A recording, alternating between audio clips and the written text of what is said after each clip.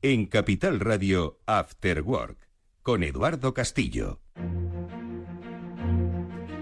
Bueno, pues vamos a charlar ya con nuestro invitado. Un día de estos, Pablo, Mónica, vamos a tener tantas noticias que la charla con nuestros invitados se nos va a quedar reducida. Y no es que no queramos contar noticias, pero es que cada día hay más noticias, cada día hay noticias de ciberseguridad. Y yo creo que eso es algo que tenemos que entender y normalizar como que esto ya nos va a acompañar siempre y que depende de cómo gestionemos esto, habrá más o menos noticias, Jorge. Sí, totalmente de acuerdo. Al final el riesgo de ciberseguridad es un riesgo más en el entorno empresarial y debemos normalizarlo sin llegar a acostumbrarnos del todo, ¿no? Porque no podemos perder la conciencia de preparación y de protección, ¿no? Yo creo que es un tema que, como comentábamos antes, sin ser alarmistas, debemos tenerlo presente y en función a eso diseñar nuestras estrategias empresariales y de defensa. Y para eso están también pues los orientadores o los informes de situación para decir, oye, las cosas sabemos que están así, pero también te vamos a definir un poquito cómo creemos que se van a desenvolver en los escenarios futuros. Y ese es el propósito. Pronósticos de ciberseguridad para 2026 lo hace Google Cloud Security. Cuéntanos un poco más, nos has hablado de la trascendencia de este informe, de que lo que quiere ser es un acompañante en esas estrategias, no quiere meter miedo, pero un poco el trasfondo de Google Cloud Security, qué analiza, cómo sustenta pues estas conclusiones que ahora vamos a comentar, Jorge. Pues básicamente tratamos de organizar este informe, que es una publicación anual que llevamos haciendo desde hace ya bastante tiempo. En este caso lo estructuramos en 3 grandes bloques, sobre todo para dar a conocer las variaciones o las tendencias que nosotros atisbamos para el próximo año, ¿no? El primer bloque, en el que podemos profundizar luego, es el uso de la inteligencia artificial tanto para el ataque por parte de los actores maliciosos como para la defensa por parte de las compañías, ¿no? Y las entidades, todos aquellos que nos dedicamos a proteger, ¿no? Tanto a empresas como a ciudadanos y demás. Por otro lado, en el informe también tratamos un bloque de la evolución en el cibercrimen, ¿no? Al final, digamos que hay 2 grandes motivaciones detrás de los ataques cibernéticos. Uno de ellos es el dinero, así de sencillo, es una muy buena forma y cada vez menos riesgosa para los cibercriminales el hecho de utilizar pues estos ataques digitales. Y entonces el cibercrimen es lo que nosotros consideramos toda aquella actividad maliciosa que lleva como fin último un beneficio económico, ¿no? Y bueno, ahí digamos que profundizamos sobre las distintas evoluciones de amenazas ya tan de sobra conocidas como el ransomware, por ejemplo, y otras tantas, ¿no? También con el uso de esta inteligencia artificial que comentábamos al principio. Y por último, el tercer bloque, que tiene mucho que ver con la otra, digamos, el otro objetivo principal de los atacantes, tiene que ver con objetivos geopolíticos, ¿no?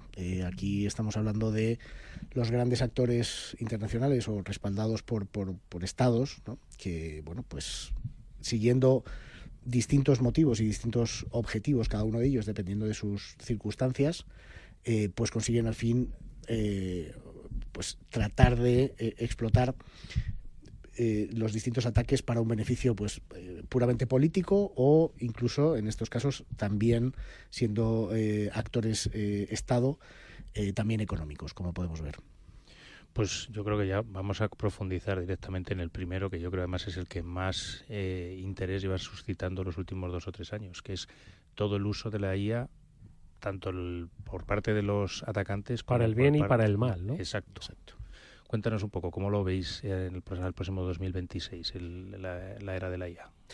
Pues digamos que nosotros hacemos una similitud a los casos de uso de inteligencia artificial generativa, y permitidme aquí este pequeño matiz. Cuando hablamos de IA parece que la IA la hemos inventado en finales del 2022, ¿no? Con la aparición de los LLMs y la inteligencia artificial generativa. Además, la inteligencia artificial en ciberseguridad se lleva utilizando por décadas, ¿no? Tanto para los atacantes como para los defensores, modelos más de machine learning y demás, pero bueno, centrándonos en estos últimos años, lo que hemos observado a nivel empresarial y casos de uso de inteligencia artificial generativa, pues en el 23 y en el 24, y quizá durante este año también, muchas de las grandes corporaciones han empezado a utilizar IA, pues pilotando, ¿no?, distintos casos de usos. Todo el mundo, ha habido un hype, como bien conocéis, ¿no?, de esta tecnología, y todo el mundo quería subirse a este carro y empezar a utilizarlo. Los malos también, es decir, los malos han empezado a experimentar y bueno, ha habido digamos, pruebas de concepto curiosas, ¿no?, y exitosas, por desgracia, en algunos de los casos.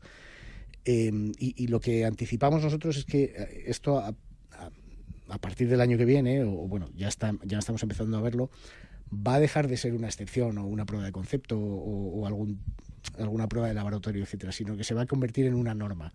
Al igual que nosotros, los usuarios de la IA generativa, lo estamos sumando a nuestros procesos en el día a día, digamos que los atacantes también.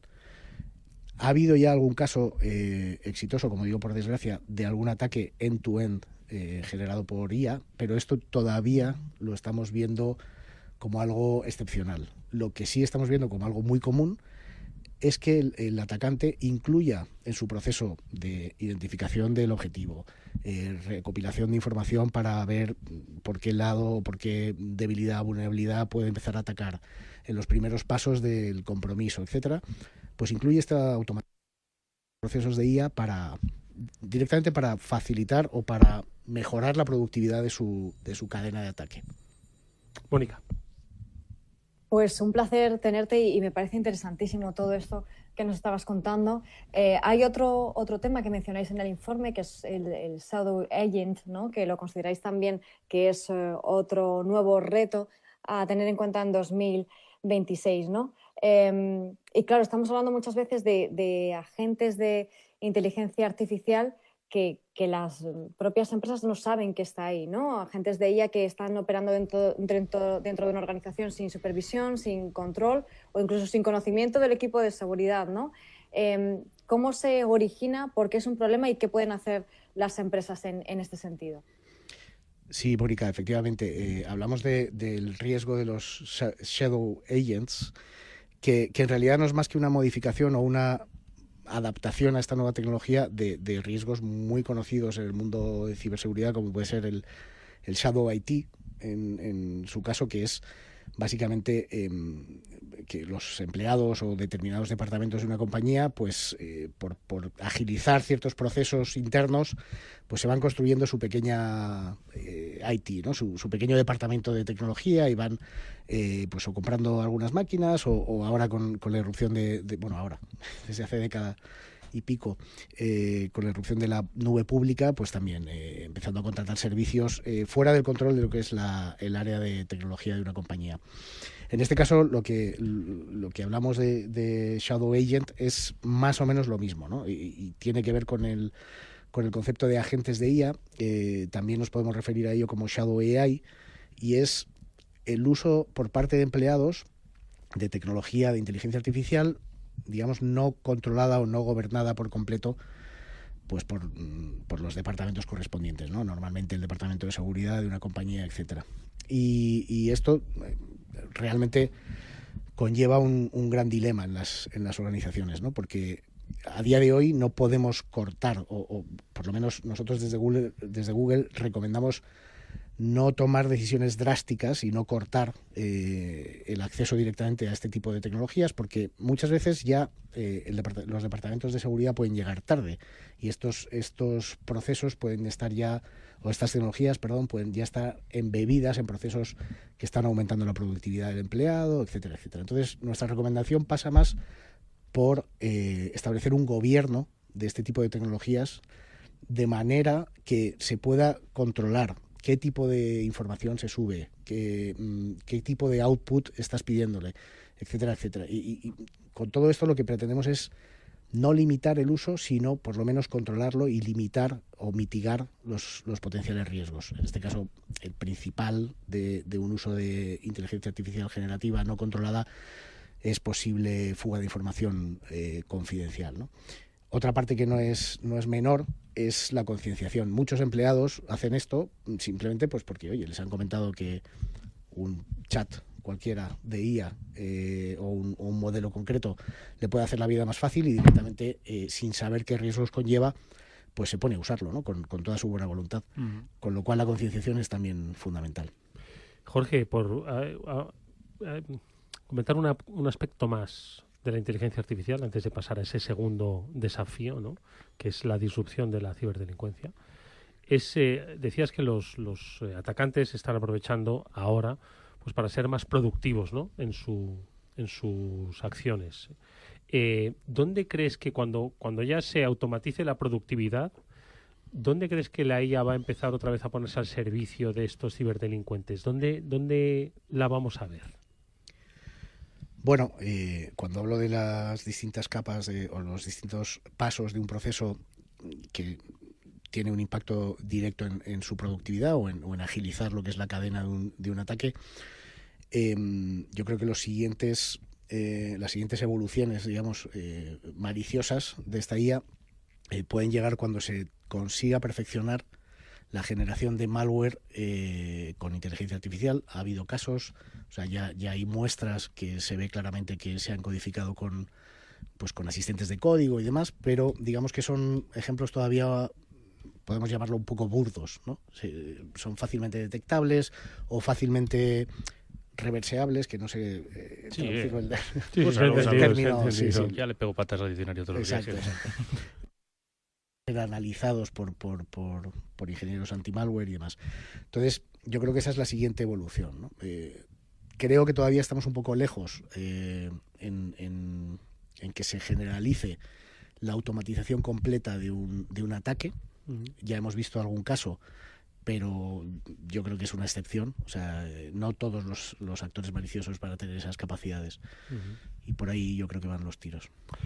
Bueno, porque se han erigido en, como apuntáis en el informe, los atacantes, en una amenaza global la más disruptiva. Mira que ahora el mundo tiene su complejidad y tiene sus amenazas, y es la ciberdelincuencia la que se convierte en la amenaza global más disruptiva. Antes veíamos un poco lo que hablabais de Lazarus, ¿no? Es decir, que al final tienen una entidad que, claro, esto está dibujando un nuevo escenario. Sí, a día de hoy sí tenemos que ser conscientes de que prácticamente todos nuestros procesos y toda nuestra vida está hiperconectada.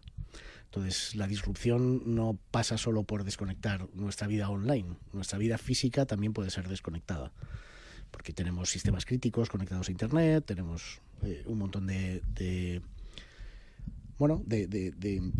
sistemas de servicios, digamos, sistémicos que están conectados a la red, ¿no?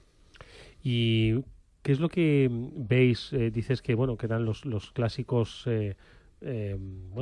ataques, ¿no? El malware, el phishing, el ransomware, siguen estando en los principales focos, ¿no? Que lo vamos a ver en 2026 de manera continuada, ¿no?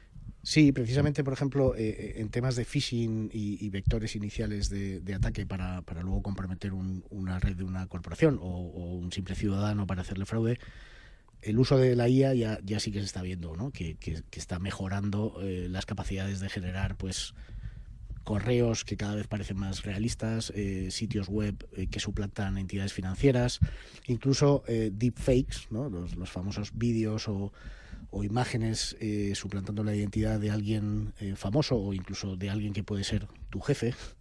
Y bueno, esto está provocando que cada día sea más difícil detectar este tipo de amenazas. De hecho, creemos que solamente para determinados ataques muy sofisticados, solamente con el uso de la IA vamos a ser capaces, porque el ojo humano al final ya no es capaz de percibir pues un deepfake bien hecho o incluso si estamos hablando de un audio, pues quizá más complicado incluso, ¿no? Aunque aquí además ya hemos sido víctimas de estos tipos de ataques, que el CEO de la compañía, Luis Vicente Muñoz, haya salido en un vídeo en el que vendiendo productos financieros. Era brutal, sí. Era tan bueno que la única forma yo que le pillé es que dijo dólar en lugar de dólar. Fíjate tú. Pero son 2 días de perfeccionamiento, ¿eh? Sí. Bueno, y sobre todo que estará pensada para inglés en lugar de que para castellano, y por eso ha metido ahí la pata en el dólar. Pero tú dices, en 2 ataques nos vamos a encontrar con que este tipo de ataques son tan creíbles que la puerta de acceso va a va a estar fácil y aquí el reto yo creo sobre todo está en la defensa y en ver un poco los puntos que más les gusten a los atacantes. ¿Dónde veis que están un poco más pensando los atacantes en atacar? ¿Temas de virtualización? ¿Temas usando exploit de acero? ¿Cómo los ves? Bueno, la virtualización es un tema que en concreto mencionamos en el informe. Al final, no me gustaría entrar en demasiado tecnicismo, ¿no? Pero por explicar un poco el concepto de lo que observamos y creemos que va a seguir aumentando en el año que viene. Para los oyentes, la virtualización es básicamente en un sistema anfitrión, un servidor muy grande, se almacenan o digamos se sirven numerosas máquinas, numerosos servidores más chiquititos, que son los sistemas invitados, digamos. Eso es una pieza arquitectónica de tecnología que permite a las compañías desplegar con mucho mayor dinamismo sus servicios, etcétera, etcétera. Entonces, entre esa capa del sistema anfitrión y los sistemas invitados existe una capa de hipervisor que se llama, que es una capa que conecta distintos sistemas invitados con los recursos de la máquina, pues hardware, memoria, disco, etcétera, etcétera. Entonces, tradicionalmente, los que nos dedicamos a defender, nos hemos centrado en defender pues el sistema operativo del sistema anfitrión, los propios sistemas finales, digamos, invitados, ¿no? Pues con distintas tecnologías, con EDRs, que son como anti-malware avanzados y sistemas de detección y respuesta y demás. Y hemos dejado un poco descuidada, tradicionalmente, en el mundo de la tecnología, la capa propia de virtualización, todo lo que tiene que ver con el hipervisor e incluso a veces con el propio o con la actualización del propio sistema anfitrión. Esto que nos genera o que estamos observando, pues que muchas veces los atacantes, y con un ánimo de escalar, están empezando a atacar a estas capas más hacia abajo, digamos, en la arquitectura. ¿Por qué? Pues porque lo que antes tardaban, pues a lo mejor días en hacer una campaña de ransomware comprometiendo máquina a máquina, ahora atacando a la parte de abajo de la virtualización, tardan unas horas y comprometen muchísimos más recursos de una manera más sencilla. Esto es debido a que muchas de estas tecnologías pues no se han ido actualizando adecuadamente. Hay vulnerabilidades por ahí que no se han parcheado porque, como suelen ser sistemas críticos donde corren cientos o miles de máquinas encima, pues digamos que no llevamos ese mismo ritmo de actualización. Y eso es una de las tendencias que estamos empezando a observar, ¿no? El ir por tranchas, por decirlo de alguna manera, en lugar de ir sistema a sistema. Eso les proporciona una capacidad de llegada mucho mayor. Pablo, esto que creo que lo ha explicado Jorge fantásticamente bien para los que no tenemos esa formación técnica. A ti, que sí que la tienes, y Mónica también, por supuesto, ¿qué te sugiere este nuevo movimiento? A mí me sugiere que están explorando, que siempre van, como habéis puesto por delante, una vía más, un paso por delante, buscando la sencillez, la automatización, ahorrarse, ser más productivos con IA o viendo cuáles son esas debilidades, las brechas, las vulnerabilidades que hay, numerosísimas, que no tenemos esa capacidad de parcharlas todas de manera inmediata. ¿Qué reflexión te suscita la explicación de Jorge? Que Jorge ha dado en 2 puntos, yo creo, claves precisamente para ese movimiento de los ciberatacantes hacia la virtualización. El primero es que son sistemas que no se actualizan tan frecuentemente, precisamente porque tienen tanta carga que parar todo el virtualizador significa muchas veces parar 1000 máquinas o muchas más. Entonces, o tienes preparada la infraestructura para hacer un balanceo y prácticamente tener duplicados los recursos, es decir, poder hacer un balanceo, mandar todas las máquinas y no interrumpir, allí, no interrumpir el servicio, actualizar y luego después de la actualización cruzar los dedos para que las cosas vuelvan y no haya problemas. Que eso hace que muchas veces la parte de actualización sea algo que se va dejando para el final. En todo lo cual, cuando una cosa de actualización se deja para el final, entonces es un agujero que usan los malos. Y la segunda parte de productividad que también ha dicho. Si hay 1000 máquinas corriendo ahí, yo de un solo ataque paro 1000, no paro una. Entonces, ahí los malos yo creo que es un punto donde se han centrado mucho en mejorar sus técnicas de ataque y poder comprometer estas zonas que quizás a veces estaban un poco en la oscuridad en las organizaciones. Mónica. Sí, sin duda alguna. Este es uno de los grandes problemas. Y estaba echando un vistazo también al informe, Jorge, porque al principio mencionabas el ransomware, ¿no? Porque desde luego que es uno de los principales problemas de todas las empresas y de usuarios también, ¿no? Y que va a seguir siendo uno de los principales retos de nuevo el año que viene. Eso parece que es algo que no va a cambiar, pero sí que va a cambiar en el sentido de que consideráis que va a tener un nuevo cambio, ¿no? Ya durante los últimos años hemos vivido el ransomware de doble extorsión, de triple extorsión, pero ahora van a utilizar nuevas tácticas los cibercriminales para poder eliminar las barreras, como puede ser el múltiple factor de autenticación. ¿Cómo veis esto y cómo creéis que van a poder hacer este tipo de técnicas?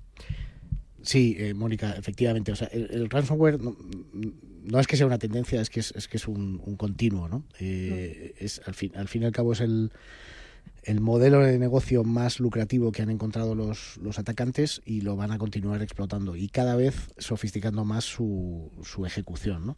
En este caso, efectivamente, hablábamos de segunda y tercera derivada, con los famosos ataques a la cadena de suministro, ¿no? Que ya hemos visto varios con bastante impacto, sobre todo si estamos hablando de software, por ejemplo, que se dedica al intercambio de ficheros y demás. Y en este caso, pues empleando nuevas técnicas y también, por supuesto, como no, utilizando también inteligencia artificial, pues estamos viendo cómo manipulan al usuario, que no rompen, que es importante distinguirlo, manipulan al usuario para saltarse los controles de doble factor o múltiple factor de autenticación. Esto está relacionado pues con lo que hemos comentado hace unos instantes, ¿no? de ingeniería social de cara a manipular al usuario final y conseguir un primer acceso, digamos, burlando esos segundos controles de autenticación, por ejemplo, ¿no? Oye, y el tercer área, la tercera pata de análisis, o por lo menos de pronóstico para 2026 en materia de ciberseguridad, era pues vinculada también, ¿no? a ese, has mencionado dos objetivos, el objetivo económico y el objetivo político, que también muchas veces subyace objetivo económico, pero ya quizás más en escenarios de geopolítica, geoestrategia.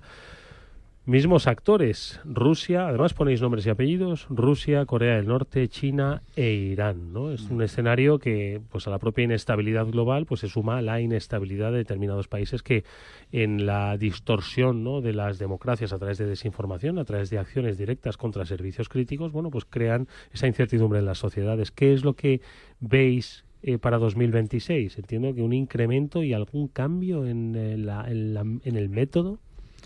Sí, algún cambio vemos. Bueno, antes de nada, clarificar, estos 4 actores que siempre aparecen en nuestros informes no son los únicos, obviamente, pero sí los destacamos por su volumen de actividad, ¿no? Sobre todo contra intereses de Occidente. En cuanto a métodos, bueno, todos estos actores van a hacer uso de las tendencias técnicas que hemos ido mencionando en apartados anteriores. Y lo que sí hemos empezado a identificar son cambios en sus objetivos. No cambios radicales, pero sí, por ejemplo, en el caso de Rusia, en el informe habréis podido leer, hasta ahora se han centrado mucho en campañas o en operaciones diseñadas muy en el corto plazo para sostener sus operaciones en el entorno del conflicto de Ucrania, que digamos pueden ser más tácticas que estratégicas, y sin embargo estamos empezando a observar que los propios intereses rusos están ahora enfocados a unas tácticas más a largo plazo, no solamente para sostener sus objetivos políticos, sino también económicos. Digamos que están empezando a diseñar operaciones, no tanto en el corto, sino en el largo plazo. Esto es relativamente novedoso, ¿vale?, para los actores, digamos, apoyados por el entorno del gobierno ruso, ¿no? En China, sin embargo, lo que vemos no es tanto una actividad que esté soportando unos intereses geopolíticos. Sí es cierto que el gobierno chino y todo su aparato lo primero que pretende es mantener un poco la estabilidad en lo que tiene que ver con su régimen, es decir, continúa censurando, etcétera, etcétera. Pero luego, desde un punto de vista de ataques de ciberseguridad, lo que va buscando es proteger sus intereses económicos y aquellas grandes empresas que están compitiendo con otros grandes jugadores, digamos, del lado de Occidente, ¿no? Entonces, por ahí continúan las campañas de ciberespionaje y bueno, pues eso es lo que estamos observando. Corea del Norte.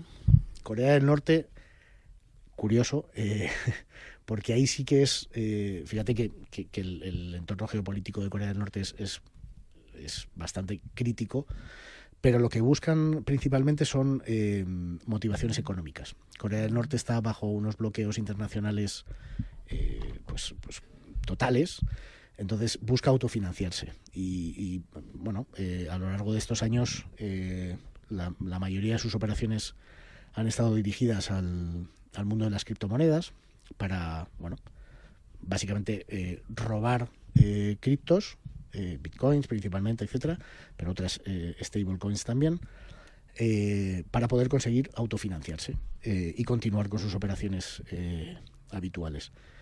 En este caso estamos viendo otro tipo de modelos de negocio para conseguir financiación. Lo comentábamos en algún... Es muy habitual ahora ver trabajadores de Corea del Norte conseguir empleos remotos en empresas occidentales. Ingenieros de software. ¿Qué te parece? Pues me parece súper interesante e inteligente también, por su parte. Sí, es un arma de doble filo, porque por un lado, bueno, tienen toda una estructura, ¿no?, de pues, granjas de conexión con base en Estados Unidos para que pues las entrevistas por videoconferencia no parezca que están hechas desde Pyongyang, ¿no? Exacto. Y bueno, hay todo un tecnicismo así interesante, ¿no? Pero persigue un doble objetivo que efectivamente es muy inteligente. El primero de todo es, oye, si yo consigo entrar a trabajar en una empresa en Occidente, en Estados Unidos y demás, pues oye, ya tengo un sueldo no desdeñable con el que, bueno, pues estoy financiando mis intereses. Y segundo, por supuesto, ya tengo una patita dentro de la empresa y ya puedo empezar a moverme por la red interna y demás con sus campañas de espionaje. Sí. Esto es curioso porque en Estados Unidos ya han sido muy conscientes porque atacaron en los primeros meses de este año a grandes tecnológicas y demás, y se ha hecho, bueno, ha habido una reacción incluso desde el gobierno, ¿no? Y se han concienciado mucho las empresas, con lo cual se están empezando a ver este tipo de candidatos, digamos, en empresas europeas. O sea que esto es un tema que nos está llegando. Tarde o temprano. No sé si hemos hablado de el cuarto actor como más destacados, pero bueno, si nos ponemos a profundizar, muchos países saldrían como patrocinadores, ¿no?, de actividades y de grupos.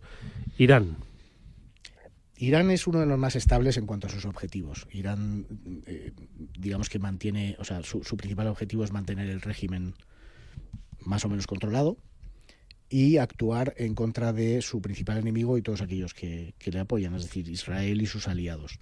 En ese sentido, sobre todo trabaja campañas de desinformación y algunas campañas de disrupción también.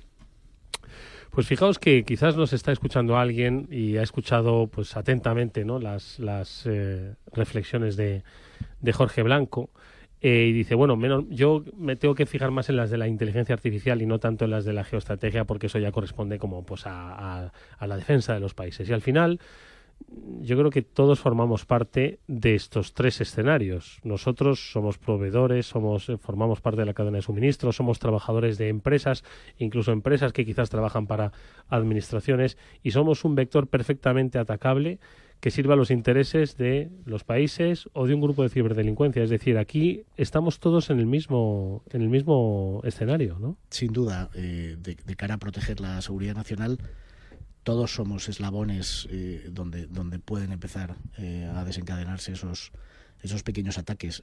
Hombre, lógicamente hay objetivos prioritarios o más de alto nivel, pero que también por esa característica son más difíciles de penetrar, ¿no? Y están más protegidos, con lo cual es más fácil empezar por abajo en la cadena, comprometer a alguien, pues trabajador normal de una administración pública o de una empresa privada, y comenzar a escalar en esa cadena, ¿no? para llegar al objetivo final.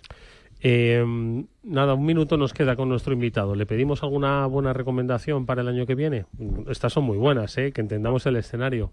Sí, vamos a pedirle alguna recomendación para el año que viene y que nos dé también fecha para volver. Eso lo vemos ahora después del programa. Sí. ¿Qué hacemos como empresas, como ciudadanos, Jorge, el próximo año? Bueno, pues es como muy repetitivo todo, pero yo creo que es súper básico el tema del doble factor de autenticación y múltiple factor de autenticación. O sea, yo creo que por ahí, protegiendo la identidad, es por donde empezamos a proteger el resto de la corporación, de nuestras redes, de nuestros activos y demás. Entonces, la identidad hay que protegerla bien, ¿no? Yo creo que en vuestro programa lo han dicho todos y cada uno de los invitados, ¿no? Pero me tengo que repetir. Bueno, pues exactamente, protejamos eso, doble factor de autenticación. Y la identidad, y oye, que hay que saber de dónde te conectas. Creo que vamos avanzando, porque ya la gente no se queja tanto del doble check que tiene que hacer. Y ya lo admite en el teléfono personal en lugar de llevar dos teléfonos. Yo creo que poco a poco van viendo, también porque yo creo que en las aplicaciones normales del día a día que usan en su día a día ya ven. Se los van a pedir. Entonces ya como ya se lo ven en las aplicaciones normales, pues oye, normal usarlo. Jorge Blanco es director de la oficina del CISO para Iberia y Latinoamérica en Google. Jorge, muchas gracias por haber estado con nosotros, ha sido interesantísimo. Muchísimas gracias a vosotros, por fin hemos venido. Y como dice Pablo, ahora buscamos la segunda fecha. Fenomenal, gracias.